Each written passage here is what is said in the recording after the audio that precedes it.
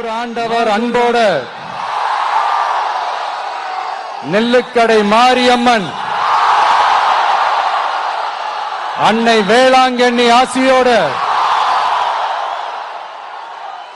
கடல் தாய் மடியில் இருக்கிற என் மனசுக்கு ரொம்ப நெருக்கமான நாகப்பட்டினம் மண்ணில் இருந்து நின்று பேசிட்டு இருக்கிறேன். என் நெஞ்சில் குடியிருக்கும்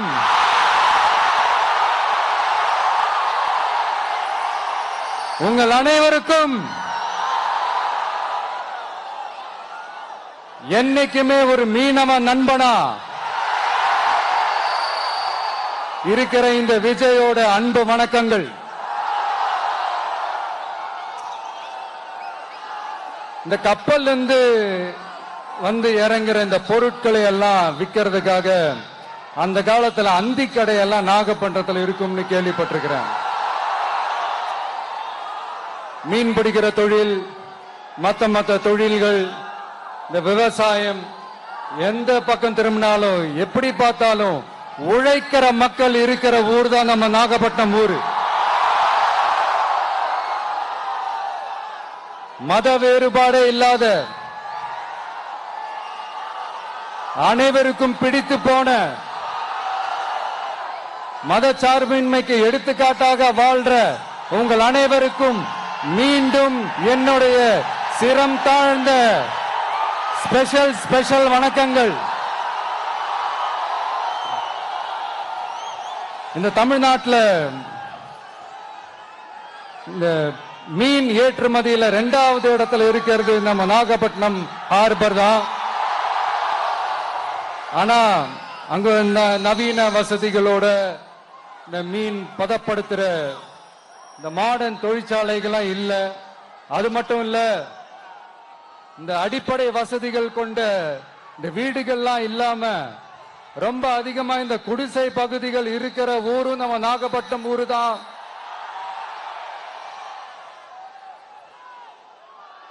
இந்த முன்னேற்றத்திற்கெல்லாம் எங்கள் ஆட்சிதான் சாட்சி. அப்படி இப்படின்ட்டு இந்த அடுக்குமொழியில பேசி பேசி அது நம்ம கேட்டு கேட்டு காதுல இருந்து ரத்தம் வந்ததான் மிச்சம். இவங்க ஆண்டது பத்தாதா? இப்படி தவிக்கிறாங்களே நம்ம மக்கள், அது பத்தாதா?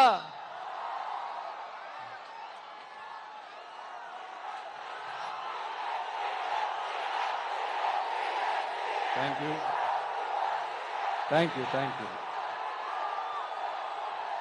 இந்த இலங்கை கடற்படையால நம்ம மீனவர்கள் தாக்கப்படுறதையும் அதுக்கான காரணத்தை பத்தியும் அதுக்கான தீர்வை பத்தியும் நான் மதுரை மாநாட்டிலே நான் பேசியிருந்தேன். அது ஒரு தப்பா? மீனவர்களுக்காக குரல் கொடுக்கறதும் அவங்களோட நிக்கிறதும் நம்மளுடைய கடமை, நம்மளுடைய உரிமை. நான் என்ன இன்னைக்கு நேத்தாங்க அவங்களுக்காக குரல் கொடுக்கிறேன். இதே நாகப்பட்டினத்துல 14 வருஷத்துக்கு முன்னாடி 2011 February 22 இதே நம்ம மீனவர்கள் தாக்கப்பட்டதை கண்டிச்சு ஒரு பொதுக்கூட்டம் ஒண்ணு நடத்தணும் இல்லையா?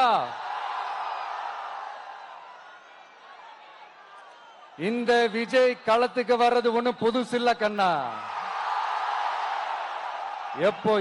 எப்போ வந்தாச்சு. என்ன ஒண்ணு, முன்னாடிலாம் விஜய் மக்கள் இயக்கம் என்ற அந்த இயக்கமா வந்து நிற்போம். இப்ப தமிழக வெற்றி கழகம் என்ற அந்த ஒரு அரசியல் இயக்கமா வந்து நிக்கிறோம். அவ்வளவுதான் வித்தியாசம். அன்னைக்கும் சரி, இன்னைக்கும் சரி, இனிமேலும் சரி, மக்களுக்காக மக்களோட நிக்கிறது தான். இது புரிய வேண்டியவங்களுக்கு புரிஞ்சா சரி.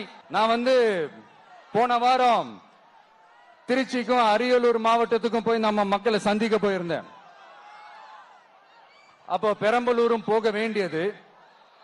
அங்க சில ரூல்ஸ் அண்ட் ரெகுலேஷன்ஸ், ஒரு கட்டத்துக்கு அப்புறம் இந்த பஸ்ஸே மூவ் ஆகல.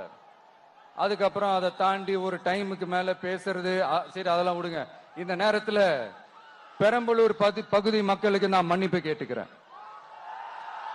சீக்கிரமாவே உங்களை தேடி நான் வருவேன் ஃபார் ஷுவர்.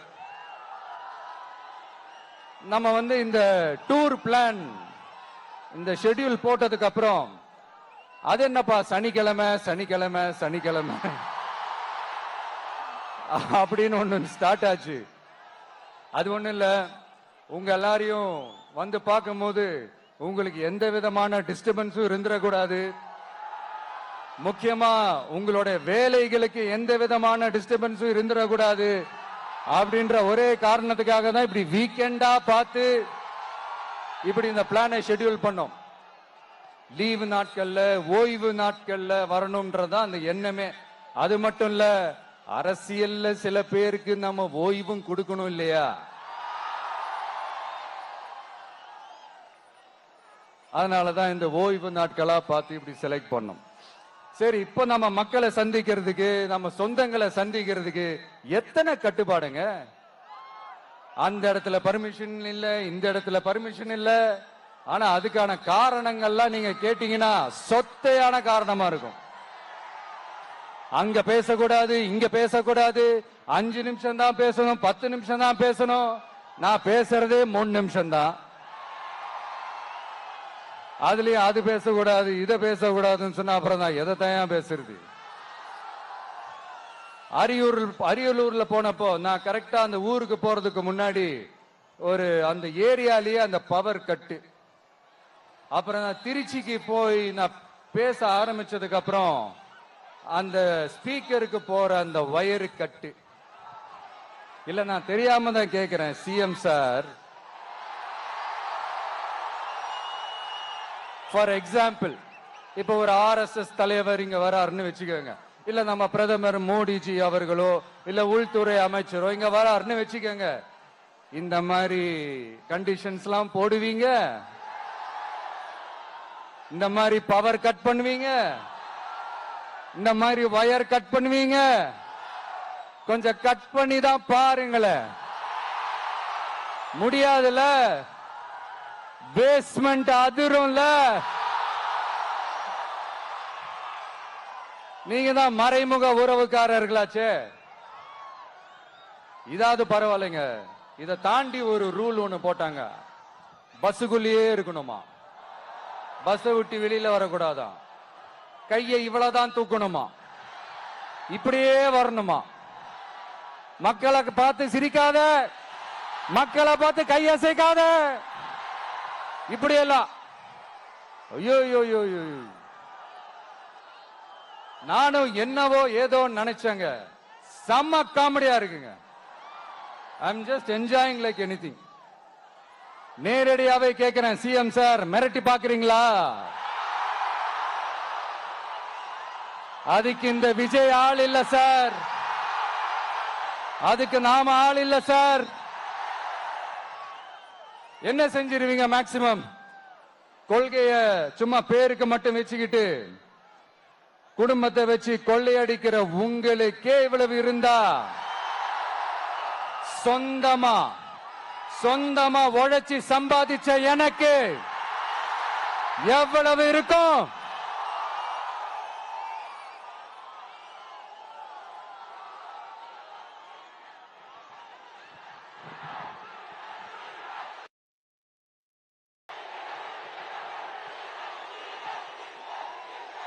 தேங்க்யூ நண்பா. என்ன நாங்க பெருசா கேட்டுட்டோம்?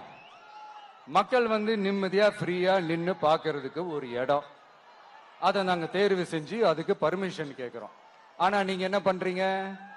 அந்த இடத்தையெல்லாம் விட்டுட்டு நெருக்கடியோட, மக்கள் நெருக்கடியோட எங்கெல்லாம் நிப்பாங்களோ அந்த இடமா பார்த்து செலக்ட் பண்ணி தரீங்க. உங்க எண்ணம் தான் என்ன சார்? நான் அவங்கள பார்க்க கூடாது, அவங்களோட பேசக்கூடாது, அவங்க குறைகளை கேட்க கூடாது, அவங்களுக்காக குரல் கொடுக்க கூடாது, என்னதான் சார் உங்க எண்ணம்? சரிங்க சார், ஒரு அரசியல் தலைவன் அப்படின்றதெல்லாம் மறந்துருங்க. ஒரு சாதாரண ஒரு தமிழ்நாட்டு மண்ணோட ஒரு மகனா, ஒரு நம்ம தமிழ் மக்களுடைய ஒரு சொந்தக்காரனா, என் மக்களை, என் குடும்பத்தை, என் சொந்தங்களை நான் பார்க்க போனா என்ன பண்ணுவீங்க? அப்பவும் தடை போடுவீங்களா? வேணாம் சார். இந்த அடுக்குமுறை, இந்த அராஜக அரசியல் வேணாம் சார். நாம ஒண்ணு இங்க தனியால் இல்லைங்க சார்,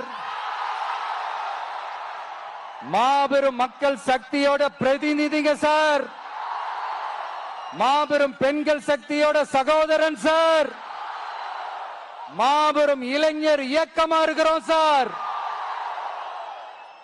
மறுபடியும் சொல்றேன், 2026 ரெண்டு பேருக்கு நடுவுல தான் போட்டியே.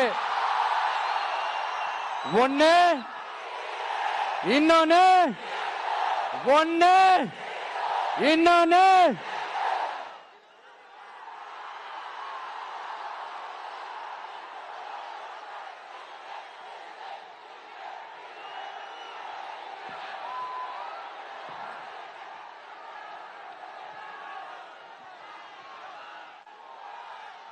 இந்த பூச்சாண்டி வேலையெல்லாம் காட்டுறதை விட்டுட்டு தில்லா கெத்தா நேர்மையா எலெக்ஷனை சந்திக்க வாங்க சார். பாத்துடலாம் சார்.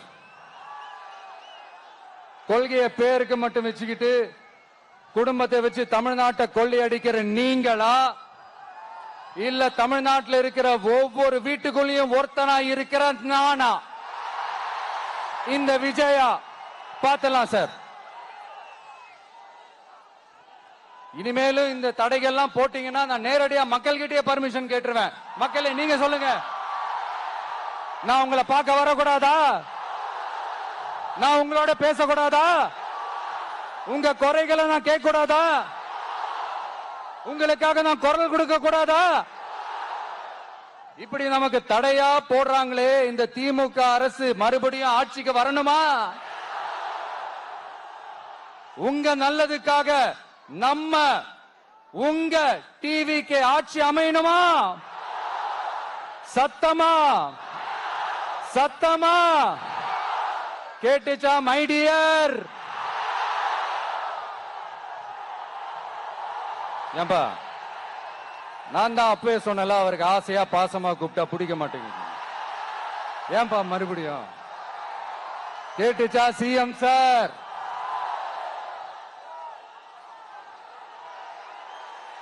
இந்த போர் முழக்கம் உங்களை ஒரு நிமிஷம் கூட தூங்க விடாது, துரத்திக்கிட்டே வரும்.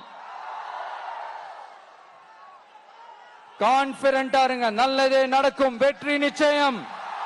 மீண்டும் சந்திக்கும் வரை நன்றி, வணக்கம்.